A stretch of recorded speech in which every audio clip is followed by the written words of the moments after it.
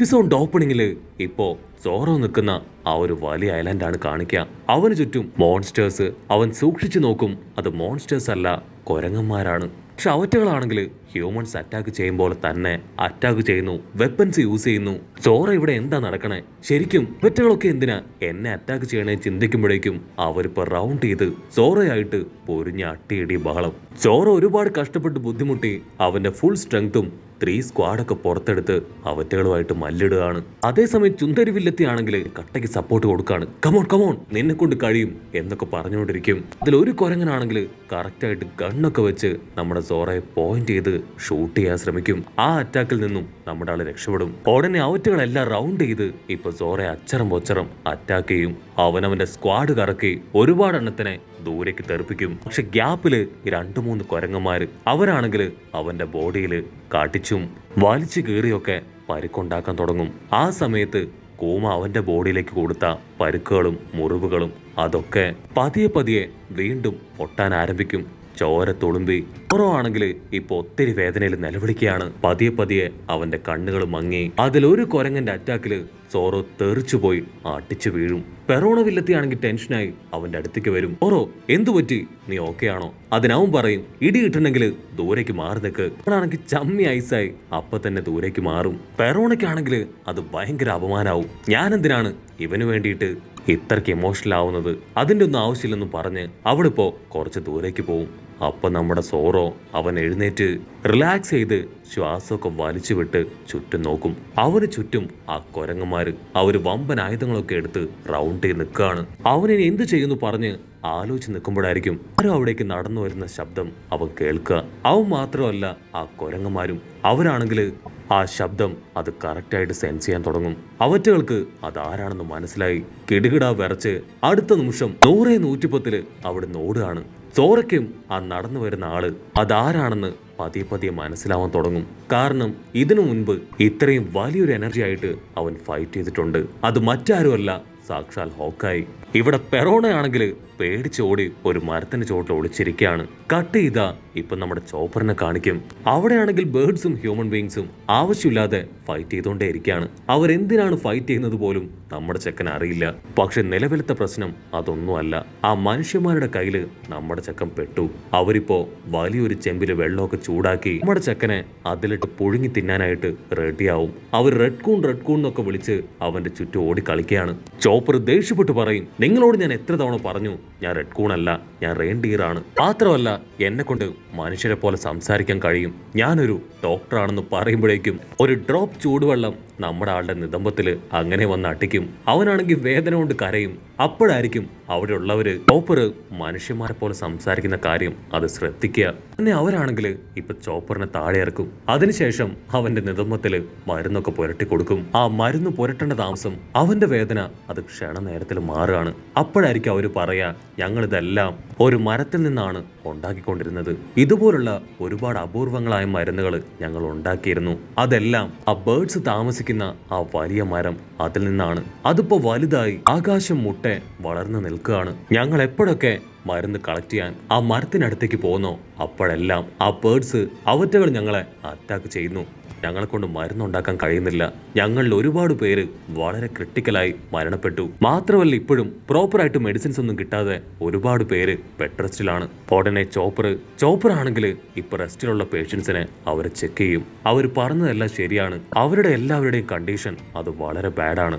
ഉടനെ ആ ജനങ്ങള് അവരിപ്പോ വലിയ കമ്പും കത്തിയൊക്കെ കയ്യിലെടുത്ത് ഇന്ന് എന്ത് സംഭവിച്ചാലും ഞങ്ങൾ ആ ബേർഡ്സുകളെ എല്ലാം തല്ലിക്കൊല്ലും. ഞങ്ങൾക്ക് ആവശ്യമായിട്ടുള്ള മരുന്ന് ഞങ്ങൾ കളക്ട് ചെയ്യും. അതിന് ചോപ്പർ പറയും, അതിന്റെ ആവശ്യമൊന്നുമില്ല, ഞാൻ എന്തായാലും അവറ്റകളോടൊന്ന് സംസാരിക്കട്ടെ, നിങ്ങൾക്ക് ആവശ്യമായത് ഞാൻ നിങ്ങൾക്ക് മേടിച്ചു തരാന്ന് പറഞ്ഞ് അവനിപ്പോ സ്ട്രെയിറ്റ് ആയി ആ ബേർഡ്സുകളെ ലക്ഷ്യമാക്കി പോവും. അപ്പൊ ലോങ് ഷോട്ടിലായിട്ട് ആ ട്രൈബൽസ് അവരും ഇപ്പൊ ചോപ്പറിനെ ഫോളോ ചെയ്തു പോവും.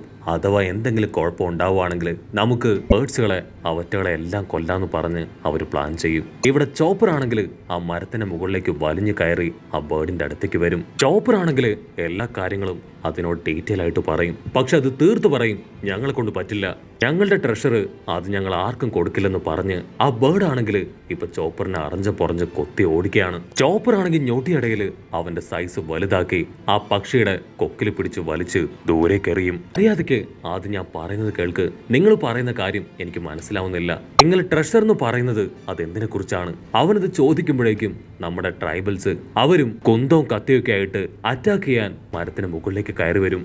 അത് കണ്ട് ബേർഡ്സുകളും ഇപ്പൊ അറ്റാക്ക് ചെയ്യാൻ തയ്യാറാവും. ഉടനെ ഒരു ട്രൈബൽ ബോയ് ആളാണെങ്കിൽ കയ്യിലുണ്ടായിരുന്ന വലിയൊരു ബോംബ് ഇപ്പൊ ഒരു ബേർഡിന് നേരെ വലിച്ചെറിയും. ചോപ്പർ അവന്റെ സൈസ് വലുതാക്കി ആ ഒരു ബോംബ് അവന്റെ ബോഡിയിൽ വെച്ച് ബ്ലോക്ക് ചെയ്യും. പക്ഷെ അടുത്ത സെക്കൻഡ് അതങ്ങനെ പൊട്ടിത്തെറിച്ച് ചോപ്പർ താഴേക്ക് വീഴാണ്. അത് കണ്ട നമ്മുടെ കുഞ്ഞിക്കളിയും അതിന്റെ അമ്മയും അവറ്റകൾ രണ്ടും അവിടേക്ക് പറന്നു വന്ന് ചോപ്പറിനെ കറക്റ്റായിട്ട് ക്യാച്ച് ചെയ്യും. അതിനുശേഷം ചോപ്പർ ആണെങ്കിൽ കാര്യങ്ങളെല്ലാം വളരെ ഡീറ്റെയിൽ ആയിട്ട് കുഞ്ഞിക്കിളിയോടും അതിന്റെ അമ്മയോടും പറയും. ഉടനെ അത് ബാക്കിയുള്ള കിളികളോടെല്ലാം കാര്യം പറഞ്ഞ് അവറ്റകളെയും മനസ്സിലാക്കുകയാണ്. ആക്ച്വലി ഈ ബേർഡ്സുകൾ പറഞ്ഞതുപോലെ തന്നെ ആ മരത്തില് അവരുടെ ഒരു വലിയ ട്രഷർ ഉണ്ട്. വർഷങ്ങൾക്ക് മുൻപ് ഒരു കപ്പൽ തകർന്ന് ഒരുപാട് ട്രഷർ കടൽക്കരയിലേക്ക് വന്ന് അടിഞ്ഞു. ആ ട്രഷർ കണ്ട ബേർഡ്സ് അവറ്റകളാണെങ്കിൽ അതിൽ നിന്ന് കുറേശ്ശെ എടുത്ത് അത് ആ ട്രീയുടെ ഉള്ളിൽ ഒരു ഗ്യാപ്പിൽ ഫില്ല് ചെയ്യാൻ തുടങ്ങി. അത് ശ്രദ്ധയിൽപ്പെട്ട കുറച്ച് പൈററ്റ്സ് അവർ ആ പക്ഷികളെ അറ്റാക്ക് ചെയ്ത് അതെടുക്കാനായിട്ട് ശ്രമിച്ചു. അന്നു മുതൽ ബേർഡ്സിന് മനുഷ്യരെ തീരെ ഇഷ്ടമല്ല. അവരാരൊക്കെ അതിനടുത്തേക്ക് വന്നാലും അവരെ എല്ലാവരെയും കൊത്തിയും അറ്റാക്ക് ചെയ്തും ദൂരേക്ക് ഓടിക്കും. അങ്ങനെയാണ് ട്രൈബ്സ് ഓരോ തവണ അവിടേക്ക് വരുമ്പോഴും അവരെയും ഇതുപോലെ തന്നെ അറ്റാക്ക് ചെയ്ത് അവർ ദൂരേക്ക് ഓടിച്ചത്. ആക്ച്വലി ഈ ട്രൈബ്സിന് ട്രഷർ എന്താണെന്ന് പോലും അറിയില്ല. അവർക്കതിന്റെ ആവശ്യമില്ല. അങ്ങനെ മിസ്അണ്ടർസ്റ്റാൻഡിംഗ് ഒക്കെ മാറി ആ ബേർഡ്സ് തന്നെ അവർക്ക് ആവശ്യമായിട്ടുള്ള ഇലകളും മരുന്നുകളും ഒക്കെ കളക്ട് ചെയ്ത് കൊടുക്കുകയാണ്. ട്രൈബൽസ് എല്ലാവരും ചേർന്ന് നമ്മുടെ ചെക്കൻ ചോപ്പറിനെ അവനെയും തിരികെ കൂട്ടിക്കൊണ്ടുവന്ന് അവൻ ആവശ്യമായിട്ടുള്ള മെഡിസിനും കൊടുക്കും. ചോപ്പർ കണ്ണു തുറന്ന് പുറത്തേക്ക് നോക്കും. ഇപ്പൊ ട്രൈബൽസും ബേർഡ്സും അവരെല്ലാവരും ഒരുമിച്ച് നിന്ന് ഹാപ്പി ആയിട്ട് അവിടെ ഇപ്പൊ ജീവിക്കുകയാണ്. അപ്പോഴായിരിക്കും പേപ്പർ സപ്ലൈ ചെയ്യുന്ന ആ ഒരു ബേർഡ് അത് അവിടേക്ക് വന്ന് ചോപ്പറിന് ഒരു പേപ്പർ കൊടുക്കും. ചോപ്പർ ആണെങ്കിൽ അതിലെന്തോ ഒരു ന്യൂസ് വായിച്ച് ഫ്രീസ് ആയിട്ട് നിൽക്കുകയാണ്.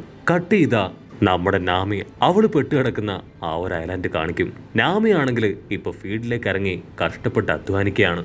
ഉടനെ നമ്മുടെ ബേർഡ് അവളിപ്പോ അവിടെയും കൊണ്ടുവന്ന് ഒരു ന്യൂസ് പേപ്പർ ഇടും. ഉടനെ നാമി ഓടി വന്ന് ആ പേപ്പർ വായിക്കും. അവളും ഇപ്പൊ എന്തോ ഒരു ന്യൂസ് വായിച്ച് ഷോക്ക് ആവുകയാണ്. അവിടുന്ന് അങ്ങനെ സീൻ ബ്ലാക്ക് ഔട്ട് ചെയ്ത് ഇപ്പൊ നമ്മുടെ ഉസോപ്പിനെ കാണിക്കും. ഉസോപ്പ് ആണെങ്കിൽ കയ്യിൽ കിട്ടിയതെല്ലാം തിന്ന് ആന പോലെ തടിച്ചു. അപ്പൊ നമ്മുടെ ന്യൂസ് പേപ്പർ ബേർഡ് അതിപ്പോ അവിടേക്കും ഒരു പേപ്പർ കൊണ്ടുവന്നിടും. അവനും ഇപ്പോ ആ ന്യൂസ് പേപ്പർ വായിക്കും.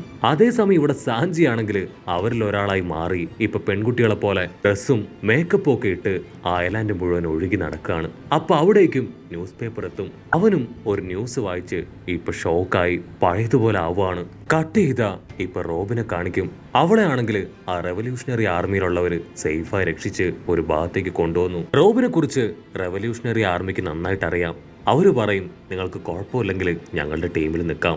അതിന് റോബിൻ പറയും ഇല്ല എനിക്ക് അത്യാവശ്യമായിട്ട് എന്റെ ടീംമേറ്റ്സിന്റെ അടുത്തേക്ക് പോകണം. അതിന് അവര് പറയും ലൂഫിയെ സംബന്ധിക്കുന്ന ഒരു ഹോട്ട് ന്യൂസ് ഞങ്ങൾക്കറിയാം. ഉടനെ റോബിൻ ആണെങ്കിൽ ആകാംക്ഷയോട് കൂടെ കാര്യം തിരക്കും. അങ്ങനെ സൂം ഔട്ട് ചെയ്ത ഇപ്പൊ ഫ്രാങ്കെ കാണിക്കും. അവന്റെ ബോഡിയിൽ ഇപ്പൊ പഴയതുപോലെ തന്നെ കോള ഫിക്സ് ചെയ്യും. കറക്റ്റ് ടൈമില് ഒരു ഫാക്സ് രൂപത്തില് അവിടേക്കും ഇപ്പൊ ന്യൂസ് പേപ്പർ എത്തുകയാണ്.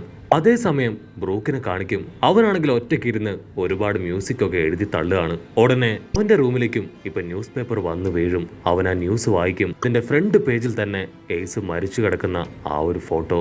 മറ്റൊരു ഭാഗത്ത് ഹോക്കായി ആണെങ്കിൽ സോറോയുടെ അടുത്തേക്ക് വരും. സോറോ ആണെങ്കിൽ സ്ക്വാഡ് എടുത്ത് വീണ്ടും അവനെ അറ്റാക്ക് ചെയ്യാൻ റെഡിയാവും. അപ്പോഴായിരിക്കും ഹോക്കായി പറയാ ഞാൻ നിന്നെ അറ്റാക്ക് ചെയ്യാൻ വന്നൊന്നുമല്ല, ഇത് ആക്ച്വലി എന്റെ ഐലാൻഡാണ്.